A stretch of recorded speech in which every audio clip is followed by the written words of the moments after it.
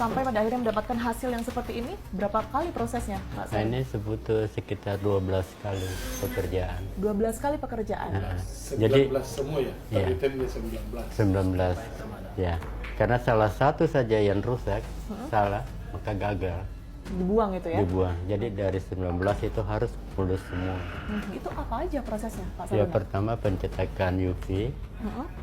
lalu pencetakan UV di muka Tali itu dulu. 3 kali. Tali dulu. Iya, oh ya. Tali air dulu. Tali air dulu, tali airnya sama benang, tali airnya sama benang. Hmm.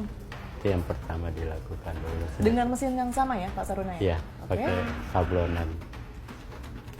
Ini. Setelah itu cetak UV-nya.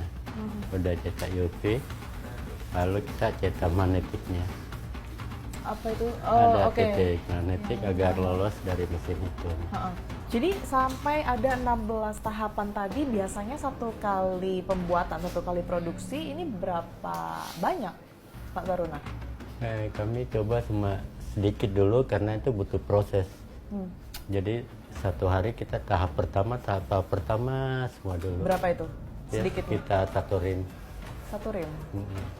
1000 lembar. Mas. 1000 lembar, 100 ribuan itu ya? Iya. Oke. Kalau dirupiahkan, Iya. bisa dirupiahkan gitu ya, berapa banyak? Ya sekitar kalau 200-an tatorin sekitar 100 sekali produksi. 100 juta? Iya, 100 juta. Dan yang untuk memproduksi seperti ini, berapa orang yang terlibat dalam mesin itu, Pak? Saya sendiri dengan Nambo, Oke. berdua.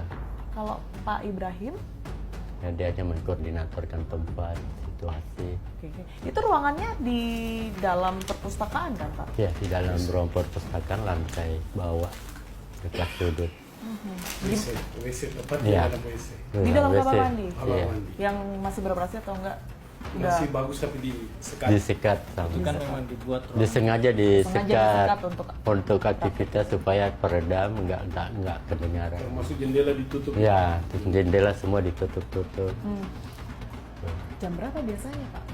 Terkadang Memproduksi kerja untuk itu pagi semua. jam 11 sampai jam 5 sore. Menjelang akhir-akhir ini sering biasa lembur sampai pagi, ada seminggu terakhir. Jam 11 sampai jam 5 sore bukannya kampus ramai ya? Iya, kampus ramai, coba kami dianjurkan untuk jam kerja saja. Kalau malam-malam kan agak bunyi menyimpang, security-nya sering-sering lewat. Kalau apa bahan-bahannya ya? Bahannya beda tempat lagi. Ya, jadi Di lantai lantai 2 Di gudang. di gudang. Jadi kan sebenarnya kalau saya berpikir membayangkan ya Pak, itu sebenarnya butuh untuk mondar-mandir dari lantai 1 ke lantai 2, bawa bahan dan lain sebagainya. Itu nggak ada yang curiga sama sekali. Iya, ada cerita.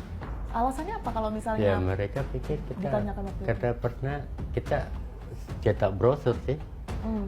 brosur kampus. Jadi mereka sambil waktu cetak brosur, kami memang sengaja buka pintu. Jadi sempat karyawan lihat, oh lagi cetak brosur, padahal itu hanya ngetes saja untuk kasih jalan. Setelah itu sudah. Oke, mesin cetaknya itu khusus kah atau seperti apa? Ya, itu sebenarnya mesin cetak itu khusus karena tingkat presisinya lebih tinggi, lebih akurat. Cuma sayangnya saya belum sempat Belum mahir untuk mempergunakan alat kayak gitu.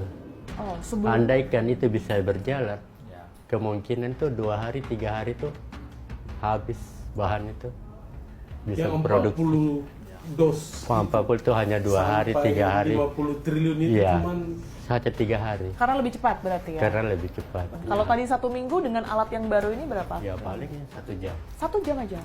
1 jam untuk 200 juta itu tadi. Untuk bahan-bahannya ini, selain tadi alat cetak yang digunakan, ini apa yang dibutuhkan dalam sekali produksi? Mungkin kertasnya seperti apa? Iya, kertasnya kertas khusus. Dia terbuat dari bahan koton. Ya, mungkin bahasa sini kadang orang bilang konstruk apa konstruk. ya, untuk bahasa di daerah sini. Tapi kalau bahasa ininya sih dari bahan material koton. Itu di Cina. Ya, Semuanya berarti nggak ada di Indonesia ya, Nggak bahan-bahan itu semua. kita pesan di Cina semua. Pesan di Cina semua, termasuk mohon maaf tintanya Tintanya juga, tinta khusus juga. UV, magnetiknya sama watermark. Itu saya pelajari dulu, baru kami pesan. Saya pesan. Sekali produksi tadi untuk itu semua perlu dana berapa? sekitar 300. 300 juta. Pak Saruna, dari mana Pak Saruna dapat informasi itu semua? Bahan baku dan lain sebagainya, termasuk bagaimana cara mengoperasikan di awal mula ya? Ini informasinya dari siapa? Ya itu belajar sendiri, diajari sama bos.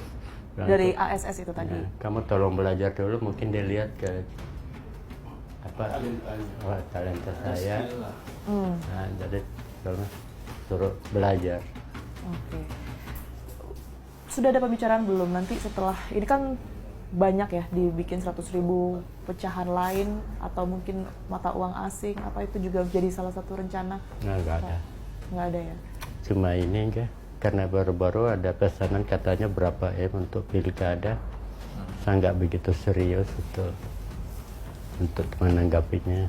Karena saya hasilnya tidak sempurna. Miliaran untuk pilkada, itu Pak ASS yang menyampaikan? Kan itu pesanan dari Andi Ibrahim ya. Oh, Pak Andi Ibrahim. Dan itu sering terjadi pesanan untuk kepentingan pilkada? Atau Nah, politik belum, dan lain karena sebagainya? kita mulainya itu mulai di bulan September.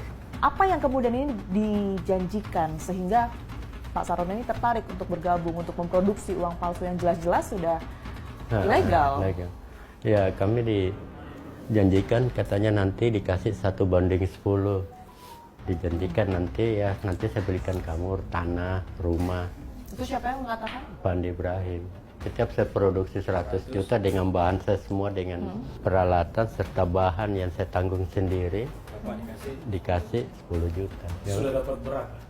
Ya kalau itu kita nggak sampai 12 juta. Baik, terima kasih banyak Pak Saruna atas waktunya.